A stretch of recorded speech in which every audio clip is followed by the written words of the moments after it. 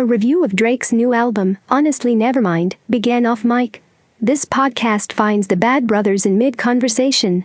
But something about his voice. But I think all those songs that we just heard all sounded similar. Yes. Too similar.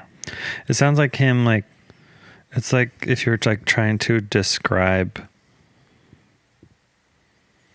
generally like house music or something, and he's like trying too hard to be like cliche house music. You know what I mean?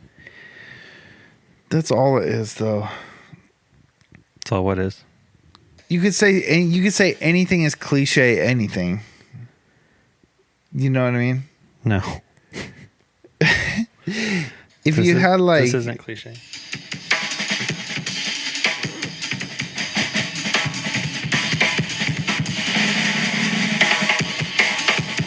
But that's what. But how would I put it this way? How many musicians? He's cliche. No. I'm just trying to explain that it had this vibe of him trying to like I'm gonna try house music, you know. That's 100% what that is. And it's not turning out great, in my opinion. But who was doing his production?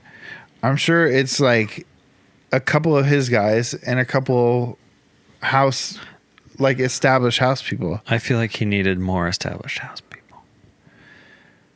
If he did a album with like different producers and they all are like, so each song had a different vibe. It can be good and still all sound the same.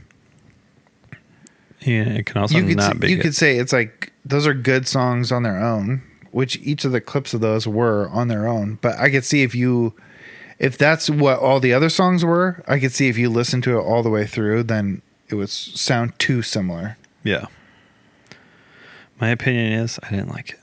But this is what I was going to say. How many people do you think that are artists within a certain genre aren't really cliche? You know,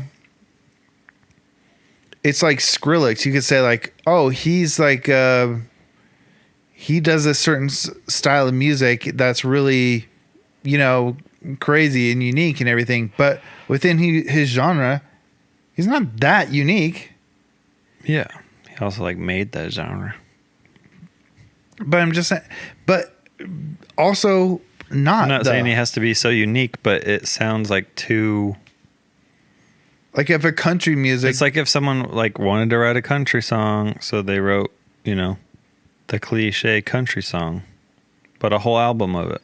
Yeah, but I don't think it's really like cliche. I think it's just like trying something. You're stuck on that. I said cliche, and I was just trying to get to the point that it seems like he's trying too hard to make house music. But why can't he just switch genres? He can. Yeah, that's what I'm saying. I'm saying it didn't turn out. Okay. That's it. He can switch. That was the whole point of it. But I'm saying like a rock, if somebody puts out a rock out or something. Yeah, Machine Gun Kelly switches to rock. You can do it. Okay, that's actually a good example of, okay, that's a point in your favor because that's a great example because his pop punk rocky stuff, you could make a strong argument that it's just cliche, but you could also make the counter argument that says you're just saying cliche but that's what songs sound like in that genre. But that brings me to my point, which is how many people in a certain genre are really like doing something outside the box of that genre while staying in it. But there's like a sound that comes through authentically where like this to me felt more like people that aren't doing it authentically trying to do it. Yeah. That's like how it came across to me. That's somebody like Taylor Swift. Taylor Swift to me, she just sounds like super generic and somehow she became popular. There's nothing Yeah, she's not like a great singer special or anything. Or there's 99% of artists, but then there's somebody like country artists, but there's somebody like Chris Stapleton where his voice is so wild and it's such, he brings something so unique to that genre. Mm-hmm. You could say he's going outside of whatever, but 99% of country music all sort of sounds the same. But yeah, that's one that sounds a lot the same. That's same. It's just the same across. Yeah, lots of music. The point I was trying to make with that cliche is that it sounded like someone who's not like into it, doing it authentically, trying to do it. That's like what came across to me. Yeah. I think it's sort of like, I think it's probably more like, and then also with his like chill, like type singing, I didn't like the combination of it. Yeah. Oh, I think that's a perfect combination. Like I said, I thought the song sounded good. They're fine on their own. I think the only thing probably is like, if you are Drake, people expect a certain thing out of you. Yeah. There's also like these, I've seen videos of these major Drake fans, like they heard like the first like 30 seconds of the song and they're like losing their minds. Yeah. I think most of people have commented are negative. Yeah. About it, but I saw Diplo liked it. Mm-hmm. He just said that he's excited because hopefully it brings some people who don't normally listen to. Yeah. What I could see is like the music, like someone made a post and it was like you listening to this in your car versus hearing it like in a club or something. Yeah. It definitely would be better like as background music in a club or whatever bar. Yeah. Are we recording this? Yeah. Oh, okay. I definitely think I see how people can see it that way, but I just like just the small stuff I heard. I get why it all sounds the same, but I thought it sounded good. I would listen to it. Obviously, it has some level, the hugest production putting it on, so it's going to be good to an extent. Yeah. I know, dog. It's not just some dude. Okay, we need to officially welcome people to the podcast. Welcome to the pod. Okay, that wasn't super long. I thought that was longer. There might be like a little bit at the beginning to cut, but yeah, there. Welcome to the Bad Brothers podcast.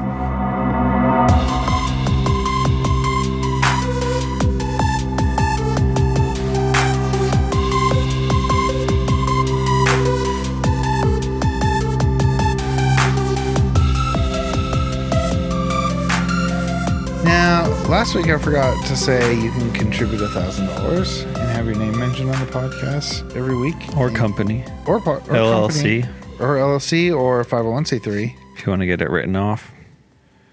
Yeah, this could be a charitable donation. Yeah,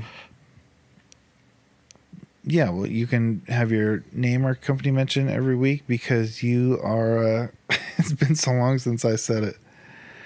Legacy extraordinaire. And grammatically, that doesn't really work, but that's what we're calling it, and we like it that way. Yeah, because it'll come up on the new video that you help support. It'll say legacy extraordinaire in perpetuity. In perpetration. Preparation H. So I hope you didn't mind. Actually, I don't care.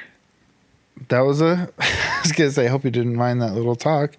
But we get to talk about the things that we want to talk about. It was our review of Drake's new album. Hey, go to, called, if you haven't, go to Apple Podcasts or Spotify and rate the podcast and write a review. And write something funny so we can read it on the podcast. It's depending on when you're listening to this, my birthday is Friday. Yeehaw! So happy birthday to me. The goth place. How old am I? 38. Yep. Oh, are we doing that for sure? Can we If talk I'm about off. this after the... If I'm off, We don't have to go that day. yeah, we want to go. Okay. I literally can't plan anything I know. except my own vacation, which is already planned. We got out of line, out of pocket, off track. We didn't get out of pocket. We just got off track last We episode. continued down a rabbit hole and stayed there And- in Wonderland. Oh man, these earrings are really poking out the side of my head with They these. did look long Hold on, I need to when you showed them. take over the podcast. Michael is removing the metal post from his ear holes. Well, yeah, he's taking the whole thing out of his ears. He got some new earrings. But we were down a rabbit hole on something else, and Michael's going to bring us back to something he wanted to talk about, which was No gripes.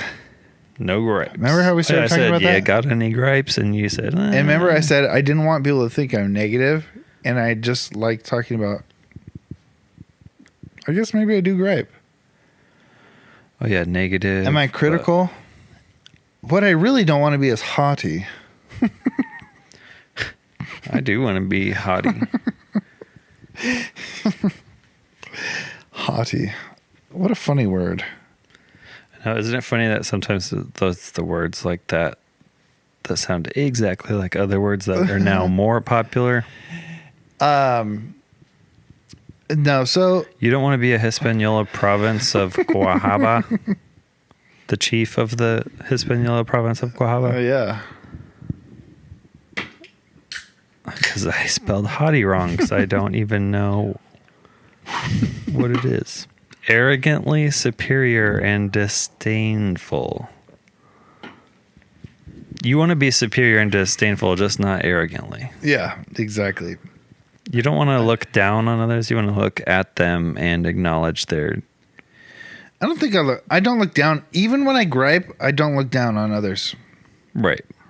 I mean, I do. It's not like I never do, but looking down on people is not really one of my things, you know? Right. Yeah, you're not disdainfully proud or anything like A that. haughty spirit. You have to say spirit. Oh, boy. A Jezebel spirit.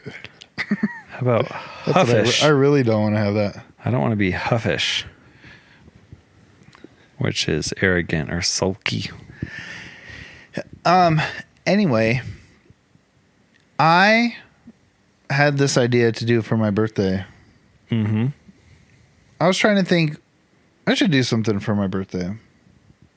And I've been thinking, Beyonce. Surfboard.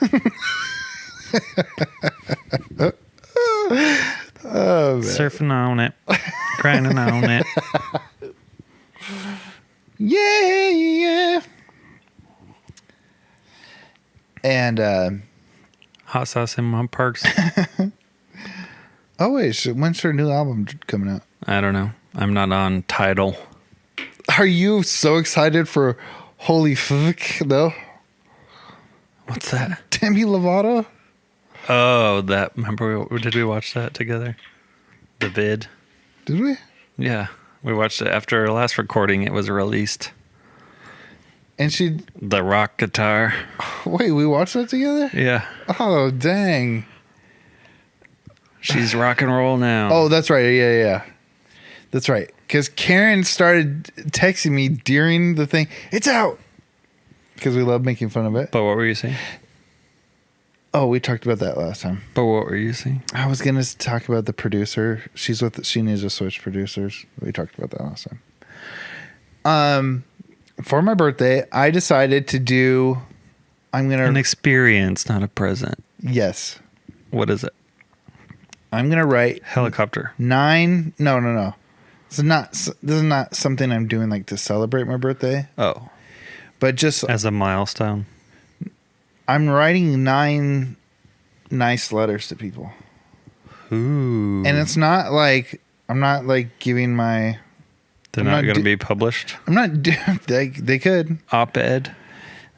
I'm not doing amends like I'm in AA or anything. Yeah. It's just It's just for the experience. I want to. Well, I just want to.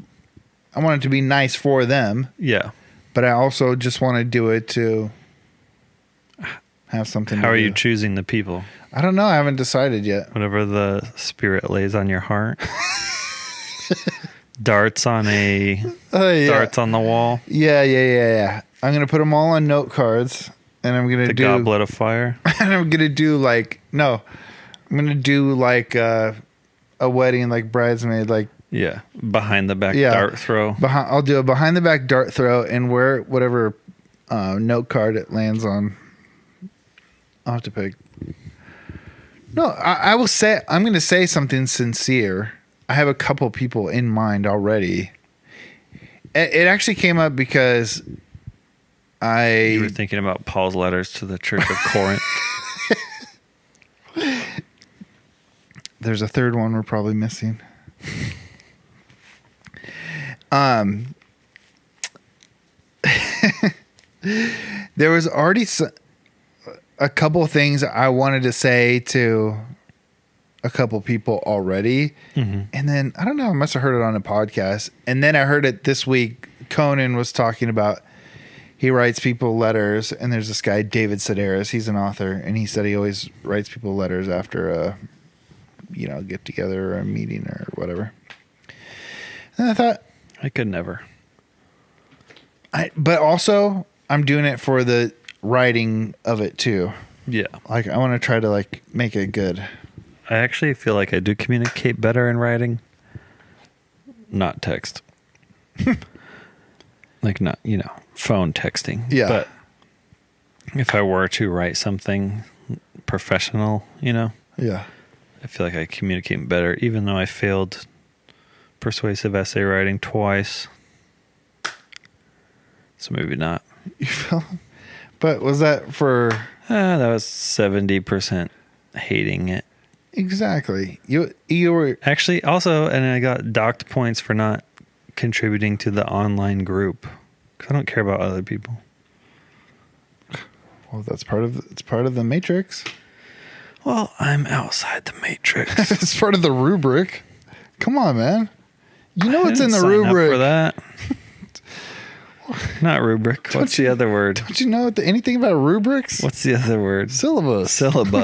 Yeah. I know all about them because in math class, the syllabus said there's no attendance. You're so hard on the bus. I know. Bussing.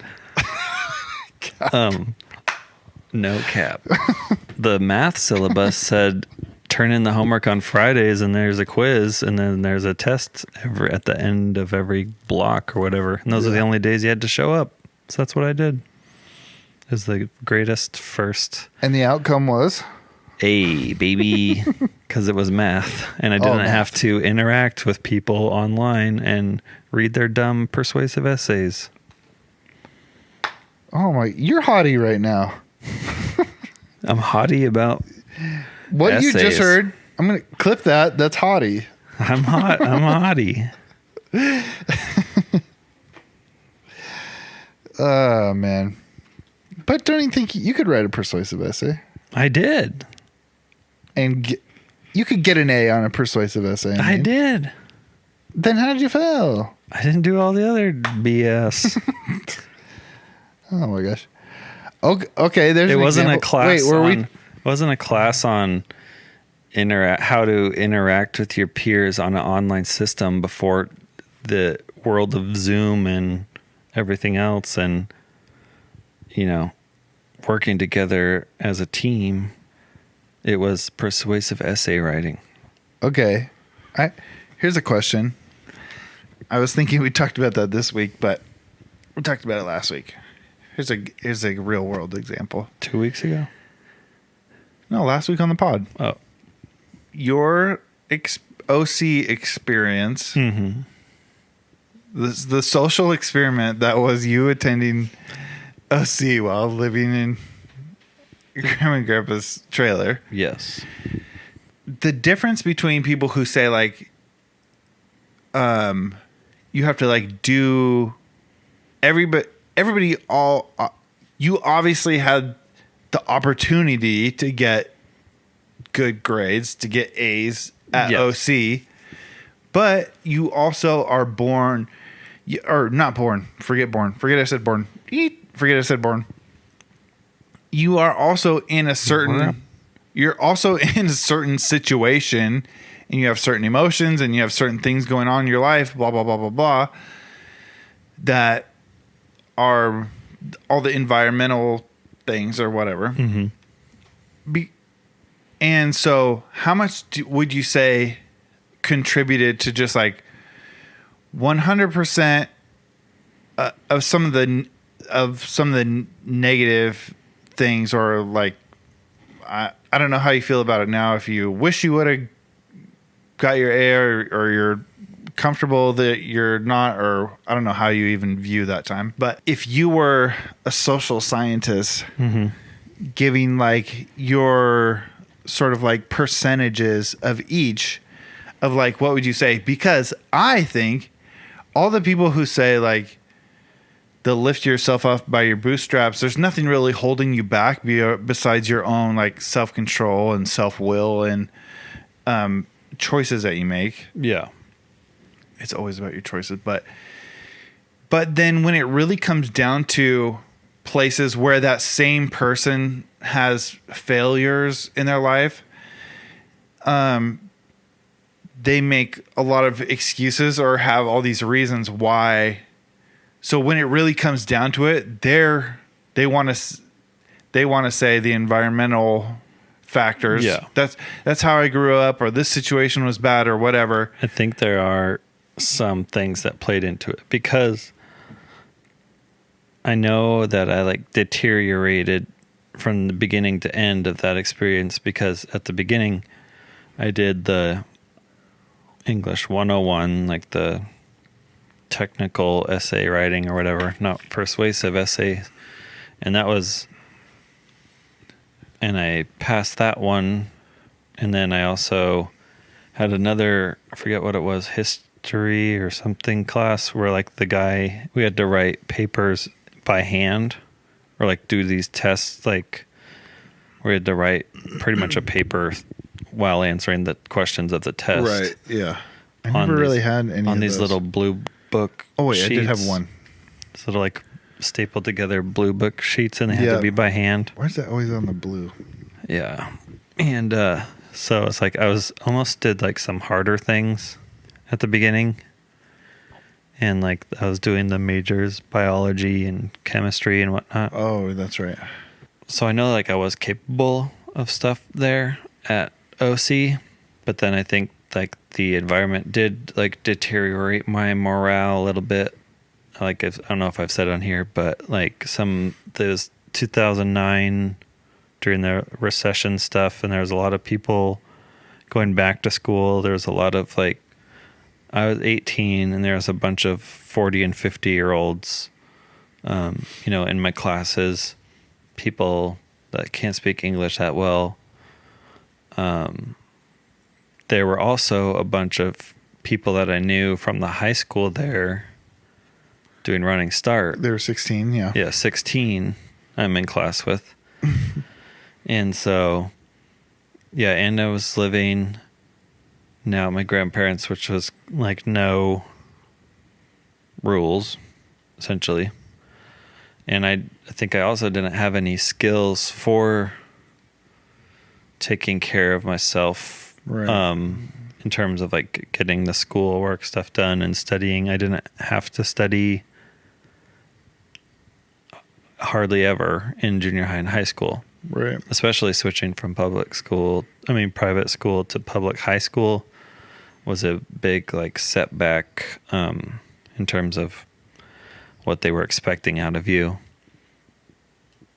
Probably you could have done those other classes, because I was just going to say it sounded rude if I would have said like, I even felt that way in college. I didn't have to study that much. I talked about it a long time ago. Tammy and I took a couple of the same classes when we went to Northwest. Yeah. Because she had to they make you take certain Bible or whatever. Right. So we took those together. And she'd be studying like hours for a test, and I'd be doing like 10 minutes. In my brain, I'm Tiger just Woods like, golf. I don't even know how to study for a test, really. Right. I took in opened the the most. book I and took in the most information listening to the teacher talk. Yeah, and I would just open the book and be like, I get so everything, or whatever. Yeah. You get overwhelmed and you're just like, Okay, so you're just reading words on a page. Yeah. So, I don't think I ever really studied for anything. I definitely was. But I didn't take science. That's what I was going to say. Is like, if I would have had to take sciences, if I would have continued on to the organic chemistry, Right. it would have been a whole. I never even took chemistry or anything in high school. Yeah, that was hard. That was probably my hardest class. That's just the thing. I've never really had to study. And Yeah. I'm agreeing with you. I don't have the tools. I don't have the tools to do it now, probably. Yeah, and so. Yeah, and then it was like frustrating. Like I knew I wasn't doing great, or I failed it once, and so then I was like trying to do it online and just get it over with. And then it was like I didn't have the motivation to do it online, and I had taken it once in class, and I did not have to peer review and go into little breakout groups and da-di-da-di-da. And I did have to do that online. And I hated it. And so. Wait, this is bringing up a memory of me. And it's nothing specific, but I remember it. I just sort of remember it with you. It was something about mom and dad. But I remember, it might have been that first time we went to Memphis. It might have been all this college stuff. Yeah. Because did we go there that year that they moved there, or the next year? I don't know. I just remember we were in the hot tub and it was not good. Between us? No, Mom and Dad. Them and me? Yeah. It was not a good time. Yeah. But something you said about the class just reminded me, because I said something about mom and dad, just saying like, I don't remember the exact situation was, but I remember saying like, you have to play the game a little bit, because there's some things like that. It just reminded me about the class. Maybe you take sort of like a principled stand on it. Like, oh no, I wasn't like against it. Like I wasn't like, I'm not doing that. But it was like, I subconsciously didn't do it because I didn't want to do it. You know what I mean? Yeah. Well, that's what I was saying. For me, I would probably have the same feelings about peer reviewing other people's things. Like, why this is ridiculous. This is dumb. But I would still do it 100% and not think.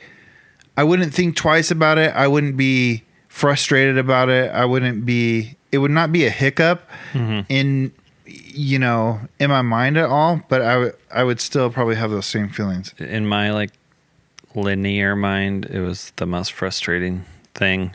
Yeah. Because it was like, I'm not a teacher. I'm taking this class as well. I don't know what I'm doing. And, yeah, I'm here to like do my work, learn from a teacher, and get a grade. You know what I mean? So it was frustrating. You had your haughty expectations. Yeah. Well, I did math in, 2006 to 2009 in South Kitsap, where you were in groups and you taught yourself math through the book. Oh, yeah. Blown. Good thing I already learned all that math in junior high. But one thing I was going to say, you asked if I wish, how I felt about it, if I even wanted to do it. Well, you can answer that too. But I was going to say, you are also the person you are because, we had a pretty normal to good home life. Oh, yeah. Our parents were together. You went to Christian school. Mm-hmm. It was just like... I had friends. You had friends. I didn't kill any cats in the garage or anything. Yeah. So, but there's still you still are who you are, I guess. Yeah. You know. But that's what I was saying. Like, if you consider some of that time like maybe not failure is the right word, but if you wish it would have gone differently, do you contribute that all to like saying like, oh yes, I just 100% I did not have a strong enough will to do that? Or looking back, do you say, yeah, but it was a hard time in my life. It was like, I think I said, it deteriorated from the beginning to the end. Yeah. And so I was able to power through, on my own will at the beginning. And then it just got like, I got more and more frustrated with it. And so then losing the like drive to do it and put in the effort, and then just like making the stupid then making the stupid mistakes of not doing something as easy as like the little groups online, right, and stuff like that. So like ultimately it is my choice, but I think that. But if you were already like, but if that environment was already frustrating, like when you were there, at grandma's, you didn't have the support structure, wasn't as strong. I felt like one thing, and this is just an idea and it might not have anything to stand on, and it's not an excuse. I would like to think that if I was like at any sort of college, like with kids my own age, surrounded by like that scholastic environment where everybody's having to do peer groups online or whatever, or, some of the things that I was frustrated with, everyone's going through it. Right. That I would maybe do better. Right. That there's more of like a focus on that, on school. Yeah, because you'd be chatting about it that night, like, we got to just dig in and do this. Come on, Yeah. Yeah, I think, yeah. Well, that's what I was going to say. That's just sort of like one of the interesting things to me as we talk about, like, everybody can come up with sort of like environmental or social or sort of like contextual reasons why they don't reach the tippy top of whatever imaginary vision you can have for somebody's life. Everybody can come up with those reasons. So why is it so hard to think? And that's another point I was making, is like, you had a pretty good life and you can still come up with some things that were not your fault, which were some of the contributors to you maybe not accomplishing, or doing your best. Yeah. And so imagine somebody in it shouldn't be, but it somehow is difficult for some people to imagine somebody in a different culture, in a different situation that's way harder or whatever, not being able or not having the easiest time making the best choices for themselves. Yeah. The choices that will advance their career the best, or will. And then also sometimes those negative influences, whatever, negative forces on the outside make the opposite in people. Like, I listened to that Chelsea Lynn on Tiger Belly, where she's talking about, like, her parents are on meth, her floor to her house, you can see the ground and there's snakes and stuff coming up through it, and she just decided that I'm never going to be like this, and I'm going to work towards X, Y, and Z. You know what? Yeah, I was thinking about this. So at the same time. sometimes it negatively, like opposite magnet, forces you the other way, where someone could have all these positive things in their life and then they are, more lax on everything. So then it's like they end up having a negative outcome. I was also thinking about that today because I saw Theo Vaughn making fun of Gary Vee. Oh yeah, it was like a little clip of him. I saw some people making Jocko fun or of something him recently too. And so then I went on the Gary Vee because I heard something like he took over wine business or something. Yeah, his dad's wine business. Yeah, It's his whole story. Like, never Yeah. went on vacations, never hung out with his I friends. read his Wikipedia Yeah. or whatever. But Wine library. but he but don't you think, listening to that Chelsea Lynn thing, this is actually what that made me think of. I think there is more like sort of like nature in a person like that than it is nurture. Right. And it has to They're do with not usually taught it. And it has to do with like CEOs, and I feel a little bit like my experience with like ADD or depression or whatever happens with me. My thing that made me start going on pills was apathy and thinking like, why am I never motivated to do anything ever? I don't have that cost reward thing in me that makes something worth it. Nothing is ever worth anything. And even now, some of the things I do, I feel like I do because I'm supposed to. I guess that is a cost reward thing because somehow I know it's valuable. But, anyway, it's just a motivation thing. But you see a lot of these people who become CEOs or Big entrepreneurs or something. big entrepreneurs and everything. They have this kind of like internal drive. I was listening to a podcast with Chris Pratt, and he was like this good salesman or whatever. He did door to door before he did acting, and he was like awesome at it, I guess. But then when he opened his own branch, he couldn't be a manager, and he was just like, "Come on, guys, we got to do blah blah blah blah blah." And there's an example of like he has this internal drive, or like that Chelsea Lynn. Maybe it's a little of both, or these entrepreneur guys where it's like they're saying like if you just do da da da da da da da. Yeah, it's like to them it's like 1 + 2 is 2 or whatever. I'm just kidding.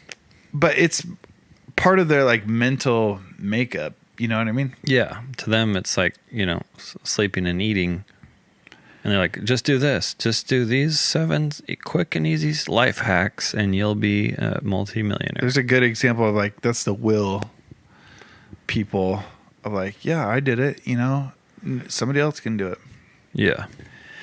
It never works for me. What were you going to say about how do you think about going to college? Obviously, your life is fine now, but Life is fine now. I wish I would have done it. I think I just would have like created more opportunity. yeah, Because one thing I do have now is sort of like a different sort of grind where I'm willing to like work at anything to, get by or whatever, or like not too good for any job or whatever. right. And I always like find a way like that. But I think that there could have been just over the last, what is that now? 12 years. Class of 09. 13 years. Could have Crazy. been more opportunities that I could have, could have had.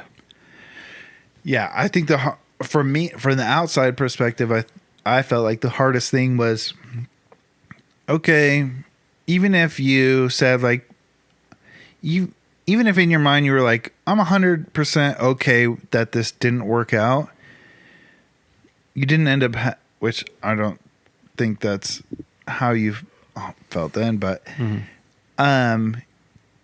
it took a while to find like the next thing. Yeah.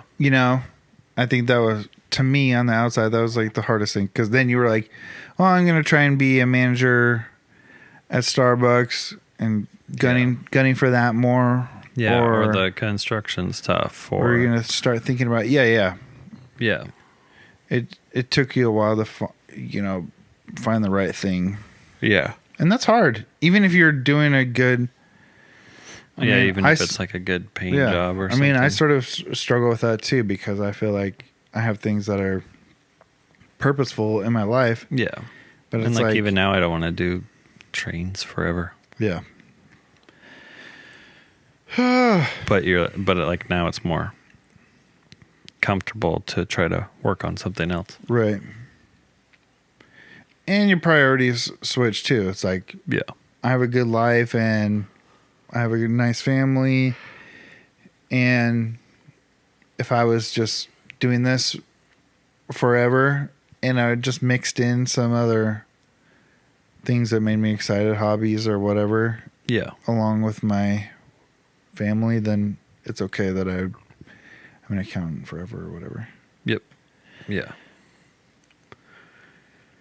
Yeah. So, you know, Do you think of it as a disappointment, or do you not? It's probably, or not even that anymore, because it was just. no, I It's- think of it, yeah, as like a disappointment or like Or, embarrassment or yeah. something.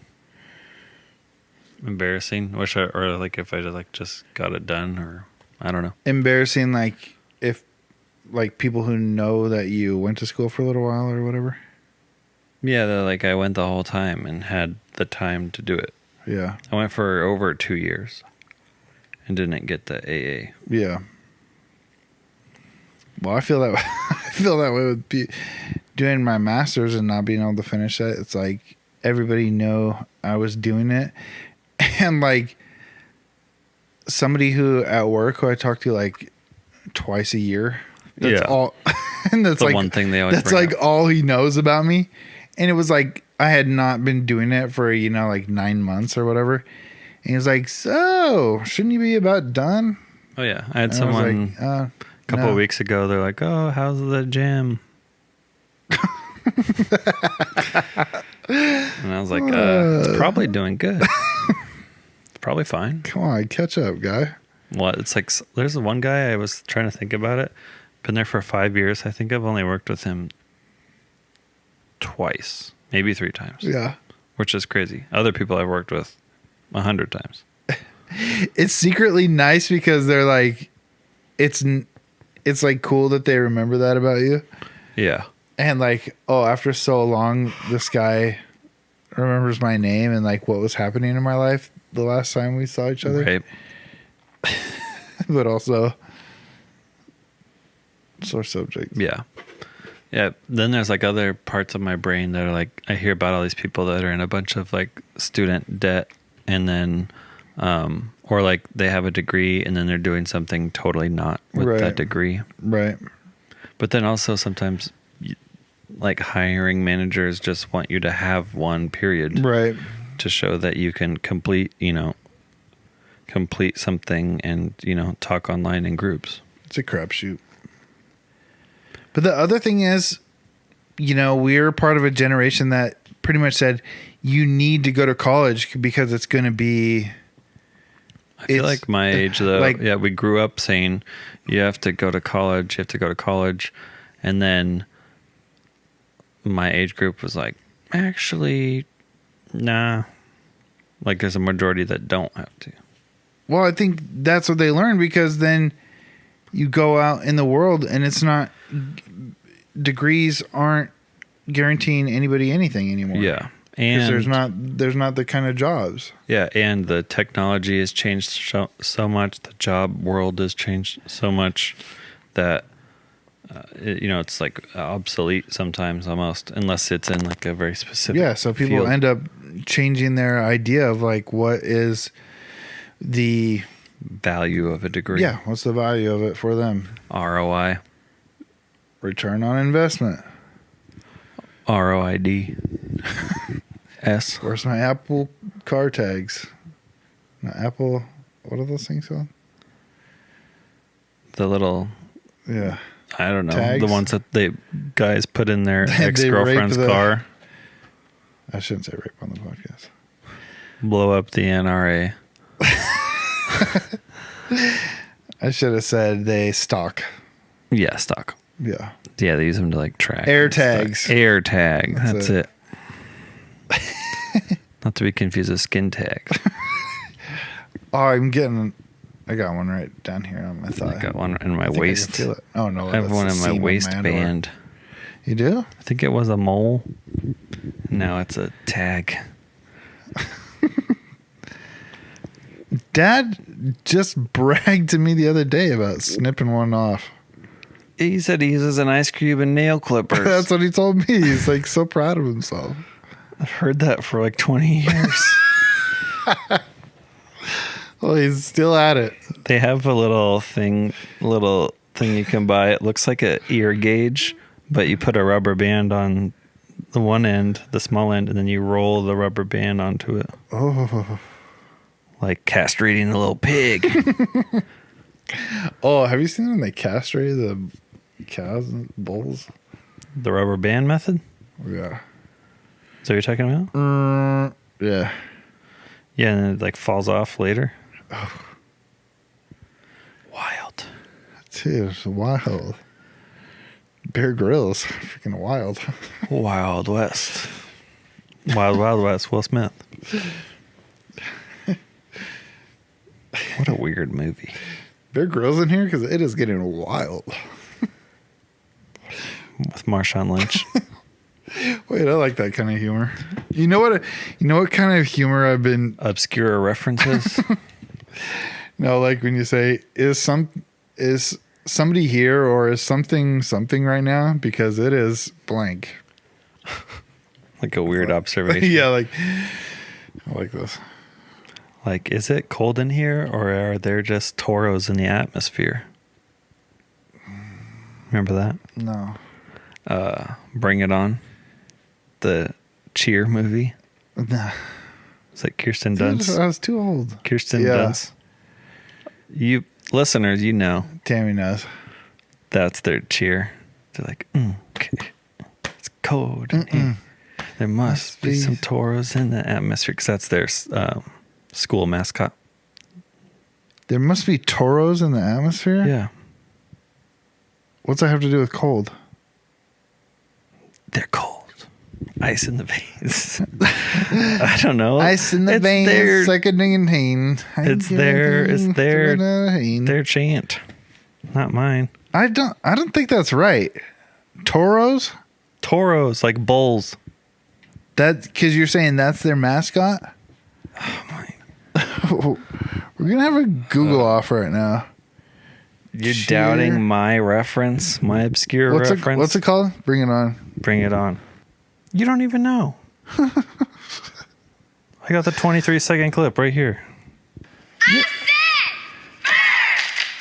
It's cold in here. I said there must be some toros in the atmosphere. E-O, ice. And thank you.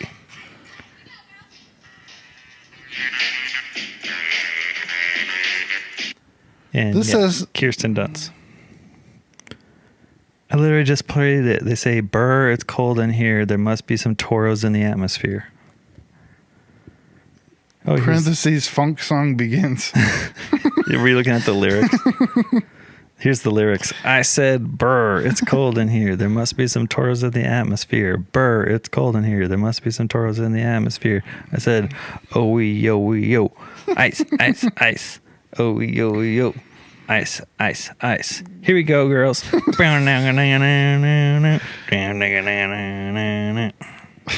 Comma. Funk music, please. Not comma. Parentheses. So yeah, don't doubt me. Was that haughty? Oh man. Okay, thank you for listening to this wide-ranging podcast. I felt like that was a good Bad Brothers connection. That was a real conversation. No, we didn't gripe. We just went mono, e-mono. Actually, we didn't go mono, e-mono. We just had a conversation. We didn't have a tete-a-tete. We just had a convo. Your face. That just reminded me when you said tete-a-tete that there's I-E. Except after C? You know, so they do the little I-E. Yeah. Yeah. And then there's E-G. Yeah. And I realized I use them backwards. E-G is like, for example. Yeah, and I always say I-E, for example. And I-E is like. Like like related to. Yeah. Yeah, I've been doing it backwards. Let's see. I always do. Here's a GIF. Here's a GIF. And As it a says, funny when thing, I would realized- say AKA instead of IE. Oh, I don't know why. such as the Iraq. Such a, okay, that's a clip I go back to every once in a while. That's one of the best. Pull that one up. I swear that Such as the Iraq. That one I never swear gets old. that girl became the I want to be ninja girl. I swear that's the same girl. That's the Maps girl. But yeah, is the pod over? Oh wait, no, play it on your phone. We'll go out on it. We're gonna get No, we'll be good. It's short enough. We're gonna get Demonetized? yeah. They're gonna pull us for bombing the NRA. Matt could mail me a penny and it'd still be more than we get right now. All right. So what did I say? Such as the Iraq. Education and the maps. Are we doing the 49-second clip? Whichever. It's the shortest one. I think her answer is that short. Recent polls have shown a fifth of Americans can't locate the U.S. on a world Oh, map. yeah. You. Why do you think this is? I personally believe that U.S. Americans are unable to do so because some people out there in our nation don't have maps, and I believe that our education, like such as in South Africa and the Iraq, everywhere like such as, and I believe that they should, our education over here in the U.S. should help the U.S. Or should help South Africa and should help the Iraq and the Asian countries, so we will be able to build up our future for our children. Thank you very much, South Carolina.